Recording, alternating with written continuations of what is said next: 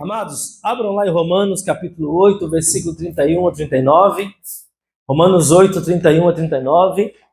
Né? Romanos 8, 31 a 39.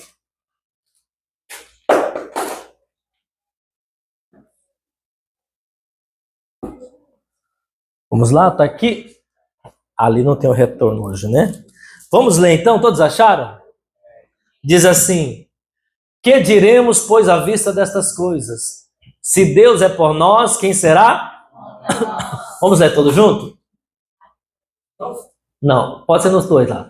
Aquele que não poupou, antes por todos nós o entregou, porventura não nos dará graciosamente com ele todas as coisas? Quem tentará acusação contra os eleitos de Deus? É Deus quem os justifica. Quem os condenará? É Cristo Jesus que morreu antes, quem ressuscitou, o qual está à direita de Deus e também intercede por nós. Quem nos separará do amor de Cristo? Será tribulação, ou angústia, ou perseguição, ou fome, ou nudez, ou perigo, ou espada? Como está escrito: por amor de ti somos entregues à morte o dia todo. Fomos considerados como ovelhas para o matadouro. Em todas estas coisas, porém, somos mais do que vencedores, por meio daquele que nos amou. Porque eu estou bem certo que nem a morte, nem a vida, nem os anjos, nem os principados, nem as coisas do presente, nem do porvir, nem os poderes, nem a altura, nem a profundidade, nem qualquer outra criatura poderá separar-nos do amor de Deus que está em Cristo Jesus, nosso Senhor. Amém? Quantos aqui estão conscientes que você leu esse texto, aonde o apóstolo Paulo, ele traz nessa carta de Romanos, depois de uma vida testada, provada pelo Senhor, pelas tribulações, pelas prisões, pelas perseguições, por inúmeras situações que ele viveu. E ele traz essa carta como um estímulo à nossa fé. Amém? Ele traz essa carta como se trazendo um fortalecimento para a nossa fé. Porque quando a gente fala de fé, né, a gente está conectado muitas vezes à nossa visão, nossa ideia de fé, apenas para receber alguma coisa. Amém? Você fala, eu tenho fé para conseguir aquele trabalho. Em nome de Jesus o trabalho vai dar certo. Amém? Agora eu quero dizer, você tem fé se o trabalho não der certo? Aí você diz, a minha fé foi pouca, né? Então, muitas vezes, nós estamos mais preparados e trabalhados no ensinamento da palavra fé, mais para apenas receber do que suportar, amém? E uma das coisas que toda pessoa que sobe no ringue para lutar, ela precisa ter sido treinada para apanhar. Porque se a única coisa que ela sabe é bater, o primeiro golpe que ela levar, ela vai por terra. Então, a vida, você que já viveu um pouco, fala, pastor, é verdade. Nós precisamos ter resiliência para aprender a, entre aspas, apanhar muitas vezes. Você vê que toda pessoa que Deus levanta e coloca num lugar de relevância, essa pessoa apanhou muito até chegar lá. E vou dizer, chega lá, continua apanhando. Hoje nós temos as mídias sociais, né? A gente, às vezes você segue uma pessoa que se admira demais, fala, poxa, esse cara, olha como é que ele fala, olha só a coragem que ele tem, olha o lugar onde ele chegou, às vezes, olha o tanto de milhões de seguidores que ele tem na rede social, olha o patrimônio dele, olha o ministério dele, olha o que ele faz, olha onde ele... Você não sabe o quanto ele é retalhado por isso. Algumas pessoas, muitas vezes, nós saímos de casa, vamos para o shopping, sentamos no restaurante e nunca fomos abordados por ninguém, né? Às vezes pessoas que Deus levanta e Deus coloca em relevância e Deus usa como um disruptor numa geração, às vezes ele não pode sair de casa para ir no restaurante. Ele chega, não tem nem o tempo para comer, irmão. Alguém vem pedir um autógrafo, isso quando alguém não vem para xingar ou para agredir. Então, na vida, nós temos que estar tão preparado ou até mais preparado para as adversidades do que para as situações que convergem para nos beneficiar no sentido de prosperar a gente, de ser reconhecido, de ser elogiado, né? De ter algum retorno daquilo que nós fizemos. Olha, deu certo, eu tive fé, eu apliquei a minha fé. Mas aqui Paulo está falando de uma fé, ele está falando de uma maturidade, de uma resiliência cristã para enfrentar adversidades. Amém? Adversidades. Aí você vai ter várias áreas. O cristão passa por adversidade no casamento. Passa ou não passa? Passa. Todo crente, irmão, passa por adversidade no casamento. Passa por adversidade no relacionamento de educação com seus filhos. Ele passa adversidade pelo relacionamento interpessoal com as pessoas com quem ele convive no trabalho, no ministério, na igreja. Ele passa por adversidades, por lutas interiores. Então a nossa vida, ela é pautada pelas lutas, pelas guerras. As nossas vitórias, o nosso crescimento está relacionado com as lutas que nós passamos, com as perseguições que nós enfrentamos, amém? Então quando a gente fala de crescer, de amadurecer, quando a gente fala de conquistar, de se dar bem na vida, vou usar algumas palavras aqui que a gente entende mais, de prosperar financeiramente, de ter um casamento abençoado, uma família abençoada. Quantos não querem ter aquela família do Instagram maravilhosa, né? A família do Instagram não tem ninguém de cara feia. Tá todo mundo sorridente, não é? Pode estar todo mundo amarrado, mas vai tirar a fotinha. Sorriso aí, se tirou a foto, não ficou boa, apaga de novo, porque você ficou aí com essa cara de quem chupou limão, né? Não, você ficou mal posicionado. A mulher, não, fiquei gordinha, minha rostinha tá muito cheia. Ela vai para trás do marido, coloca o marido na frente, né? O marido vai ficar gordo, mas ela não, né? Aí, não esconder atrás do seio, esconder a barriga.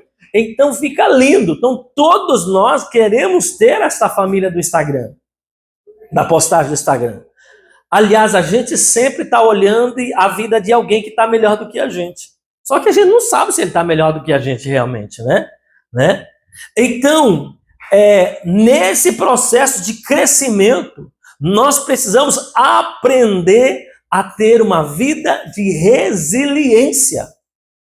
A nossa fé não serve apenas para conquistarmos algumas coisas, mas também para lidarmos com as perdas, para lidarmos com as aparentes fracassos momentâneos, para lidarmos com situações que nos machucam, que nos ferem, que contradizem aquilo que a gente quer, para lidar com planos que a gente fez e não deu certo, para lidarmos com aquilo que a gente queria, mas não aconteceu. Então, irmão, a nossa fé, ela precisa ser gerenciada, ela precisa ser utilizada não apenas para quando nós falamos de conquistar alguma coisa, mas para lidarmos com as situações do presente. Amém? Quando Paulo fala aqui em Romanos 31 a 39, ele expõe sobre sermos, pode deixar o texto para nós, né? Ele expõe sobre vitórias, né? Que diremos, pois, à vista dessas coisas, se Deus é por nós, quem será? Contra nós. Amém?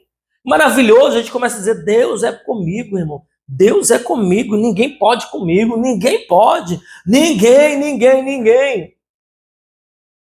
Tudo que eu fizer vai dar certo. Tudo que eu fizer vai dar certo, amém? Aí ele começa a avançar. Vamos lá, avançando, versículo 2, né? Aquele que não poupou fala do que Deus fez por mim e por você, certo? De entregar o seu filho por nós, né? E sobre a disposição de Deus. Se Deus teve disposição para dar o seu filho para morrer por nós quando eram pecadores, o que ele não pode fazer por nós daqui em diante? A graça que ele pode ser ministrada sobre as nossas vidas é de todas as coisas que nós precisamos. 33. Aí ele fala, quem vai intentar acusação? É Deus que nos justifica. 34. Quem nos condenará? Se é Cristo Jesus que morreu por nós, antes ressuscitou à direita de Deus e também intercede por nós. 35. Quem nos separará do amor de Cristo? Aqui ele já começa a trazer uma realidade. Aí a gente fala, ei, aí já não está muito legal não. Ele está dizendo aqui, será o quê? Então está dizendo, você vai passar por? Mas Deus não me ama? Poxa, mas Jesus não morreu por mim? Mas Jesus não disse que vai fazer todas as coisas por mim? Parece que ele está mudando de ideia, né? O texto está mudando de ideia. Quem nos separará do amor de Cristo? Será o quê? Quanta gente separada do amor de Cristo por causa de tribulação? Não é? Quanta gente que não deixou de ir na igreja? Quanta gente que não desistiu do caminho de Deus? Não deixou de acreditar em Deus, entre aspas? Não se tornou um ateu, um agnóstico, né? Não se desviou para um outro tipo de crença, mas desistiu da fé, desistiu de perseverar por causa do que? Da tribulação. A proposta é quem nos separará do amor? E ele começa a apresentar algumas coisas que o próprio Paulo passou. Homem de Deus, tribulação, angústia.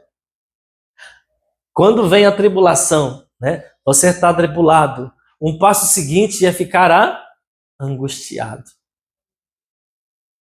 Aquele sentimento ali dentro preso, aquela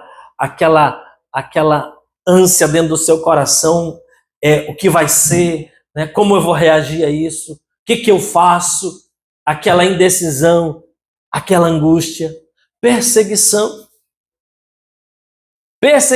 quanta gente por causa da angústia não desistiu da fé, por causa da perseguição não abandonou, não, está muita perseguição demais, não, vou parar por aqui, é melhor eu voltar lá para onde eu estava melhor lá do que avançar.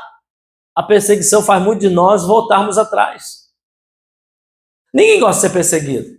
Eu falei aqui, irmão, a maioria de nós não sabemos o que é chegar no restaurante e ter alguém gritando o seu nome pejorativamente dizendo, ô seu ladrão, ô seu sem vergonha, ou sei lá qual adjetivo que dá. Perseguição, fome. Irmão, Jesus multiplicou os pães. Ele multiplicou os pães. Ele é Deus que prospera. Mas quantos não passaram fome já? Quantos testemunhos de gente pregando o evangelho? E muitas vezes chegar na geladeira e abrir a geladeira e só ter água. Talvez não vai acontecer comigo e com você, amém? Amém? Amém. Não precisa acontecer comigo e com você. Só estou dizendo, talvez alguns de nós já passamos por isso, mas não por causa de servir a Deus, por falta de administração financeira, não é? Gastou o que não tinha, de repente chegou ao final do mês, poxa, estou sem dinheiro para comprar comida, e abre a geladeira e não tem nada. Mas fome, nudez, perigos, inúmeros perigos, porque a fé, a obediência a Deus vai te levar muitas vezes a correr risco. Vai te levar a dar passos em que você vai se encontrar em perigo. Um homem que confronta um sistema corrupto está constantemente em perigo.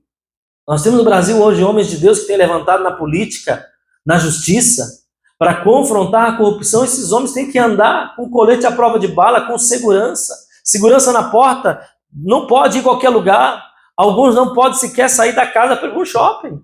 Acabou a vida social deles, porque se colocaram contra um sistema corrupto e passam por perigo. Você acha que uma pessoa que vive uma vida assim tem os seus filhos, porque às vezes a pessoa nem está preocupada com a vida dele. Está preocupada com a vida da esposa, dos filhos, ameaças constantes chegando por telefone, por mensagem, ó, vou matar você. Ok, você não vai matar seus filhos.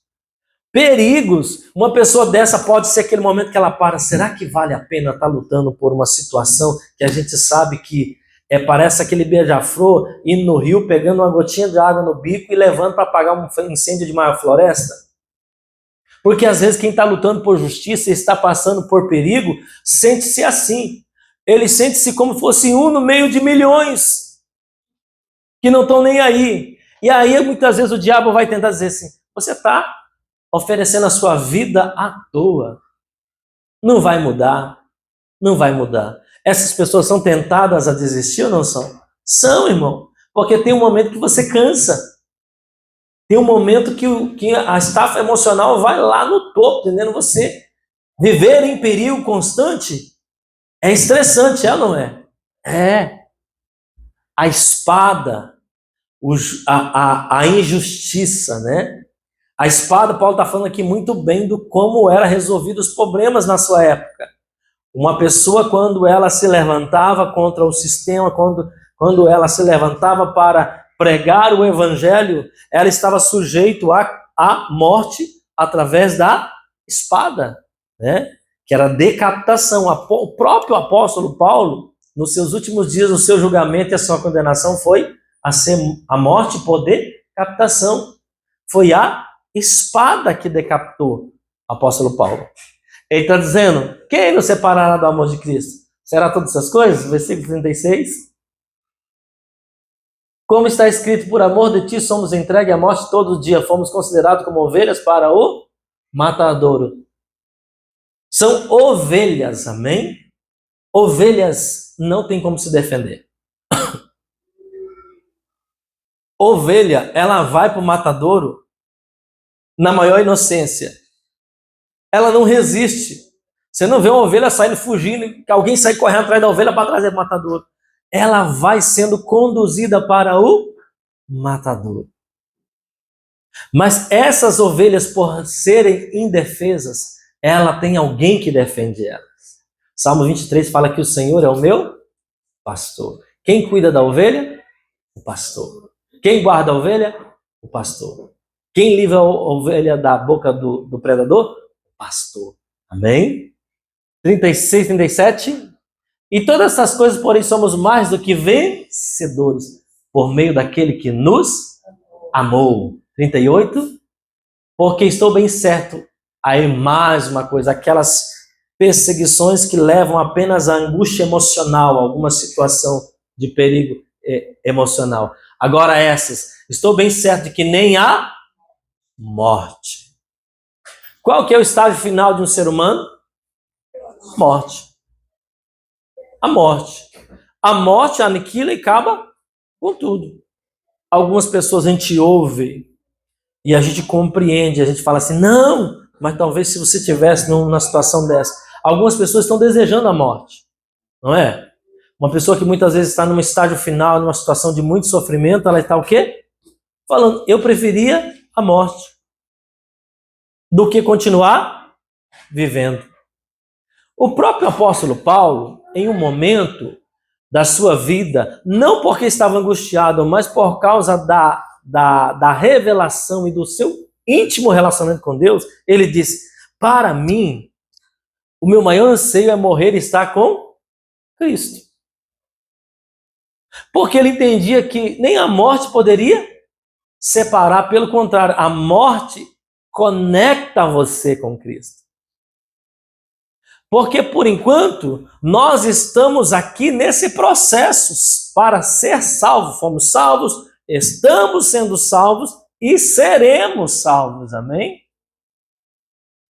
Estamos aqui, e aí Paulo fala, nem a morte, nem a vida, ou seja, quer eu morra ou quer eu viva, nem os anjos encarregados de cuidar de nós, de nos assessorar, de nos servir. O que são anjos? São espíritos ministradores enviados em favor e em serviço do povo de Deus, amém? Nem os principados, que são autoridades espirituais superiores, nem as coisas do presente, nem as do porvir, nem os poderes, nem a altura, nem profundidade, extremos. Paulo está falando nem os extremos do lá em cima e nem o extremo do lá embaixo. Nem a altura que eu possa subir, nem a profundidade que eu possa descer. Nem qualquer outra criatura poderá separar-nos do amor de Deus que está em Cristo Jesus, nosso Senhor. Ninguém pode, nenhuma dessas situações apresentadas, a Bíblia diz que pode roubar você de Deus, pode te separar do amor de Cristo Jesus, porque há um lugar em nós, no nosso espírito, onde Cristo, onde Deus veio morar através do seu Espírito Santo, que ninguém pode tocar. Nem a situação, nós compartilhamos de um testemunho de uma senhora chamada Linda, acho que é Linda, né? Eu compartilhei aqui sobre ela teve Alzheimer e ela esqueceu de tudo. Esqueceu o nome dos filhos, esqueceu de quem ela era, esqueceu das coisas que ela fazia, não lembrava de nada. O filho chegou e se perguntou, sabe quem eu sou? Não sei quem você é, quem é você? Né? Paulo perguntou sobre a comida, qual o sabor que tem aquela comida que só comeu? Comida. Tipo, ela não lembrava nem de sabor. Que sabor? O que é sabor? É comida. Aí eles perguntaram, quem é Jesus para a senhora? Na hora ela voltou ao normal. Ela, Jesus, Ele é o meu Salvador. Ele é o meu Redentor. Ele é o amor da minha vida. Como que ela não se esqueceu de Jesus, irmão? Ela se esqueceu de todo mundo. Significa que essa informação, que esse conhecimento não estava gravado ao nível da sua alma meramente, ao nível da sua consciência, estava gravada no seu espírito. Ou seja, nem a doença pôde tirar quem era Jesus da vida dela. Nem uma doença tão agressiva como o Alzheimer, né? Tão terrível que faz você perder a memória, e uma das coisas que o ser humano tem para viver é a sua memória. Por isso, Jeremias em Lamentações diz, eu quero trazer à memória aquilo que me dá esperança. Se eu perco a memória, o que eu vou trazer à memória? Nada, a minha vida vira um estado vegetativo, não tem sentido das coisas para mim. Eu como por comer e vivo por... Mas Cristo não pôde ser tirado dela. Por quê? Porque estava gravado em um lugar onde tribulação, morte, vida, principado, anjo, perseguição, angústia, fome, nudez, pode tocar. Por isso Paulo fala, nada dessas coisas pode me separar do amor de Deus que está em Cristo Jesus. Se você for a alguns filmes sobre a igreja primitiva e a perseguição da igreja primitiva, é muito forte. Para assistir é muito forte, porque tem umas cenas assim que você fala, uau, meu Jesus. Daquelas famílias que eram presas em Roma, famílias que já haviam se convertido ao evangelho, e elas eram lançadas naqueles coliseus como meio de diversão para o povo. Eram colocadas ali entre feras, leões, que eram deixados ali por semanas sem se alimentar. E ali estavam homens, mulheres, muitas vezes com as suas famílias, com seus filhinhos, e eles eram levados àquelas arenas para ser ali um show de derramar de sangue diante daquele estádio.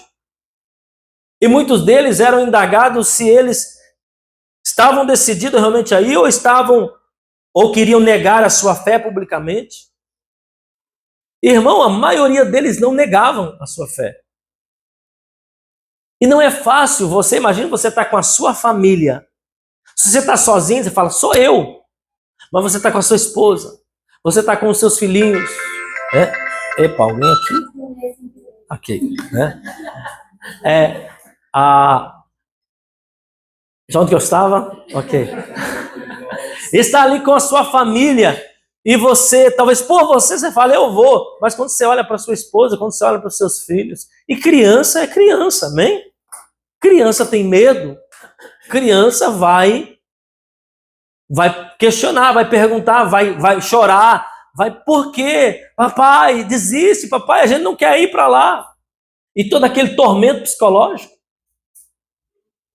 E o pai, a mãe, tomar a decisão, não, nós vamos, porque em breve nós estaremos com Cristo. Essa era a esperança da igreja, em breve nós estaremos com Cristo. A nossa vida aqui é passageira. Vai durar apenas uns minutos. Vai durar apenas uns minutos. E a presença de Deus era tão forte na vida desses homens.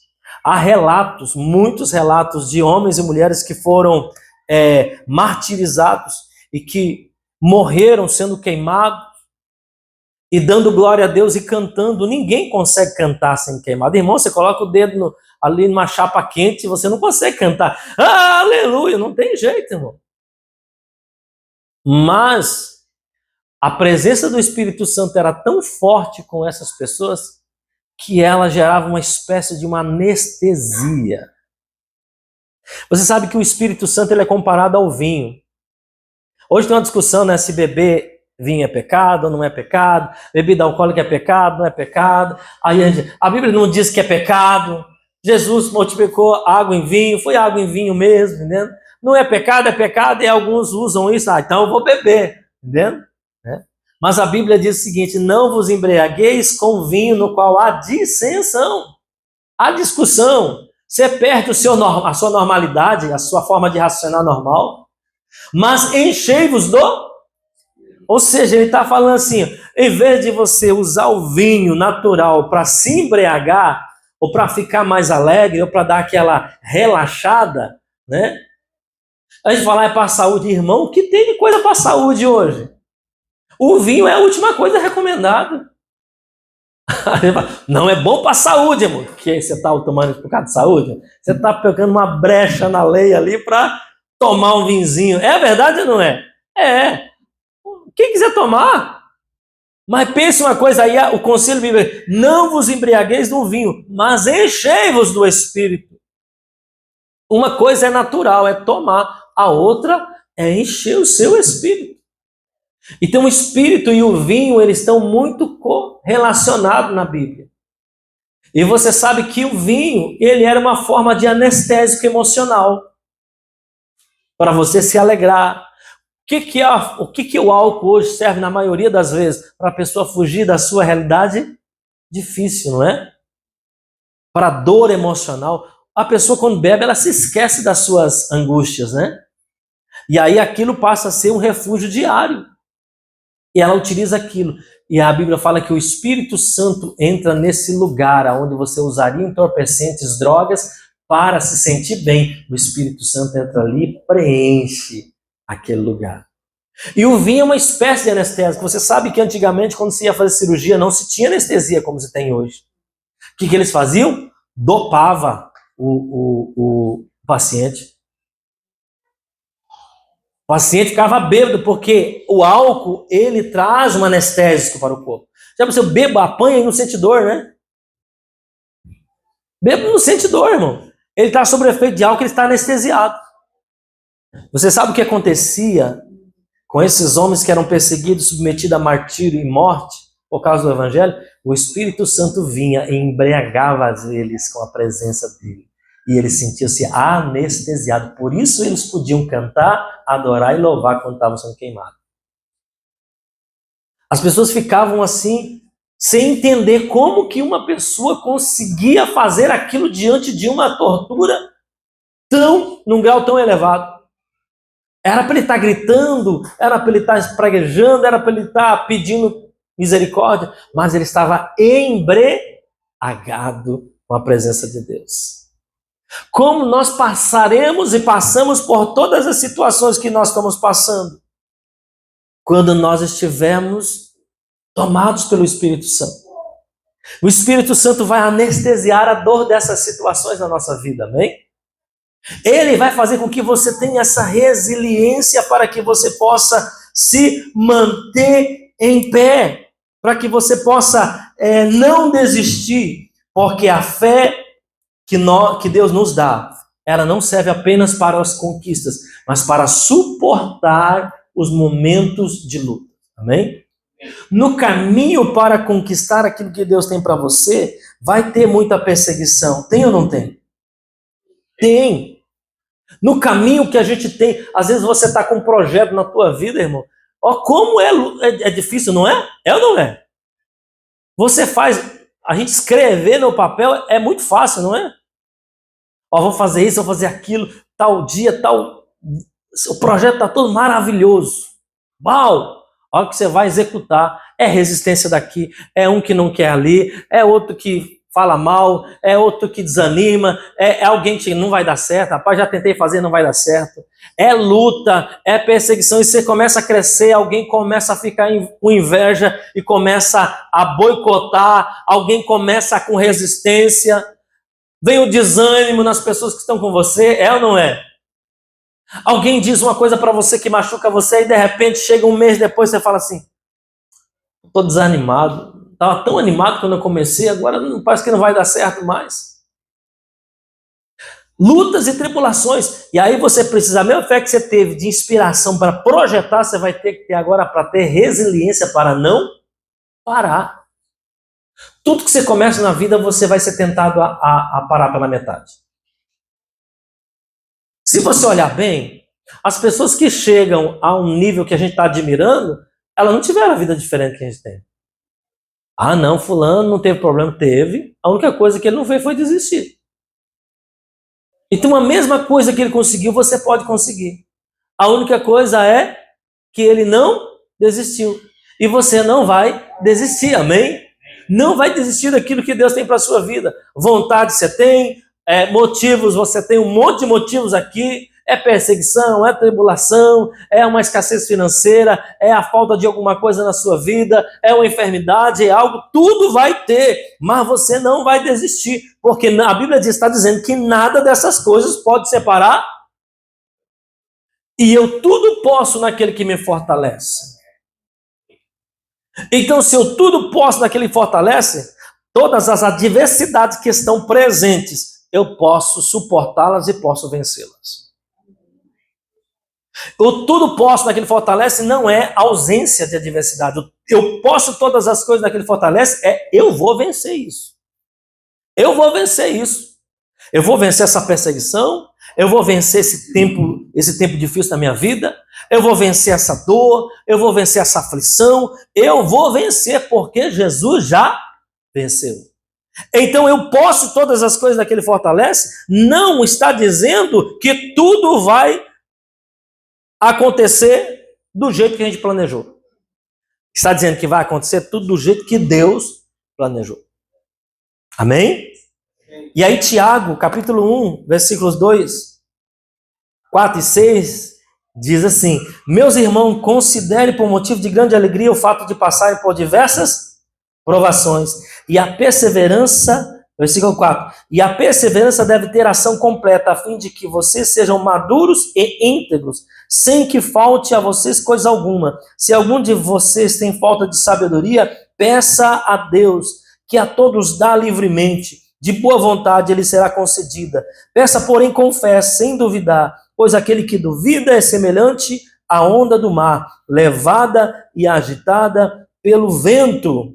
Tiago está falando assim, considere por motivo de grande alegria ao passar por várias provações, a provação da sua fé. A provação da sua fé, Deus nunca coloca alguém para ser provado se ele não tem algo preparado para essa pessoa. Deus nunca vai te expor a uma provação se ele não tem algo para te dar depois. Amém? Nunca. E aí, a Bíblia nos fala que a provação da sua fé vai gerar em você o quê? Perseverança. E a perseverança tem que ter o seu trajeto completado, ou seja, não é perseverar até um pedaço, até a metade, é perseverar até o fim. E depois disso vem o quê? Vem a recompensa. Recompensa. É muito gostoso ouvir testemunho, né? É edificante ou não é? Mas só tem essa pessoa contando esse testemunho porque ela não desistiu. E você pode ser essa pessoa que vai dar esse testemunho, amém? Coisa que recebe. Porque a gente é muito abençoado quando a gente liga a internet hoje e vai lá e ouve um testemunho de alguém que venceu, né? E aí você fica edificado. Mas você só está ouvindo aquilo porque aquela pessoa não desistiu. Não é que ela não teve as mesmas lutas que você teve. Então agora você vai ser essa pessoa que vai dar esse testemunho, amém? De dizer que perseverou e alcançou na tua vida em nome de Jesus. E aí a palavra diz, né, que Se alguém tem falta de sabedoria, a maior dificuldade que a gente tem nos momentos difíceis que a gente está passando, de um relacionamento conjugal, financeiro, uma questão financeira, de saúde, de tantas outras coisas, é a falta de sabedoria, porque o maior problema que nós temos é a falta de sabedoria para resolver essas coisas. Às vezes você fica, meu Deus, como que eu vou resolver isso? Como que eu vou solucionar a minha vida? Às vezes você se encontra num labirinto. Irmão, às vezes a gente já tomou tantas decisões na nossa vida, e vou dizer que muitas delas erradas, que a gente foi levado para um lugar que a gente nem sabe onde está mais. Você já se perdeu? E começou a andar mais e mais perdido ficava? Hoje a gente tem o GPS, né? Ajuda, né? O GPS hoje você está perdido, você coloca lá, mas mesmo assim dá um trabalhão, não dá? Esses dias que as Tomei fecharam e os caminhos foram alternados, o GPS fica doido, né? Ele te leva no lugar, chega lá, tá fechado. Aí ele te manda para o outro. Esses dias eu fui para Nagoya, e tem um lugar de Nagoya ali que é terrível, irmão. Né? É um lugar de túneis, né? Passando de Nagoya. E aí eu fui, o negócio, onde que entra, não dá para saber onde que era, e entrei errado. Aí andar 20 minutos para lá, irmão, e voltar 20 minutos do ladinho assim da outra, sabe? 20 minutos para sair. Eu falei, meu Deus, não acredito com a ideia dessa. Aí chega lá, paga a pedágio, depois paga para voltar de novo. Na volta eu errei 3 vezes, eu paguei 3 pedágios a mais, irmão. Foi 900, 700 e 300 e poucos ienes. Eu falei, meu Jesus. Nem o GPS estava ajudando, porque ele ficava meio doido, sabe? Aqui, que de repente ele mudava, eu tinha entrado, não tinha como voltar mais. Falei, oh meu Deus. Aí voltar 20 minutos e depois voltar do lado da pista que você foi. Então, às vezes a gente está perdido no momento que a gente está vivendo. Porque decisões que a gente tomou na vida nos levaram a um lugar que a gente nem sabe onde está. E aí a gente, na tentativa de tentar se achar, você vai se perdendo mais. Eu tive uma experiência quando eu cheguei no Japão, aqui em Hamamatsu, que eu estava num período da minha vida que eu precisava voltar mesmo para Jesus, sabe? E eu fui na casa de um irmão de bicicleta e eu não conhecia o Japão, não conhecia Hamamatsu, e no Japão tudo é igual, né? Tudo parecido, irmão. Né? Tem um Sakuroki aqui, tem um Sakuroki ali, tem uma casa aqui, tem uma casa que é parecida ali, a rua aqui é parecida com a rua dali, né? O muro daqui é parecido com o muro dali. E eu me perdi, irmão, eu não tinha celular, eu não sabia o telefone das pessoas. E eu comecei a ficar desesperado, eu saí da casa do irmão, eram umas 10 horas da noite, e aí eu me perdi, e andando, e cada vez que eu andava, mais perdido eu ficava. E eu comecei a ficar desesperado, já era quase 11 horas da noite, né? Eu falei, o que eu vou fazer? E aí, sabe, um texto que veio no meu coração, né? Na verdade, uma música, né? Porque eu não conhecia muito de Bíblia mesmo, irmão. Se você perguntasse o endereço bíblico, eu não sabia nem o endereço. Mas me veio uma música que eu ouvia muito quando eu comecei a me converter. Quero voltar ao início de tudo, encontrar-me. Irmão, quando a gente já está apertado, a gente fica um espiritual, não fica? Todo mundo, quando está num aperto, fica espiritual. Irmão. É por isso que Deus não tira os apertos de algumas pessoas, amém? Certo? E eu fiquei tão espiritual naquela hora, irmão. Eu falei, Jesus, me ajuda, meu Deus, eu estou perdido, eu não tenho telefone de ninguém, não sei ligar, não sei falar japonês, não sei onde eu estou. Já é 11 horas da noite. Né? Menino de 19 anos, irmão. 19 anos de idade, bicicletinha.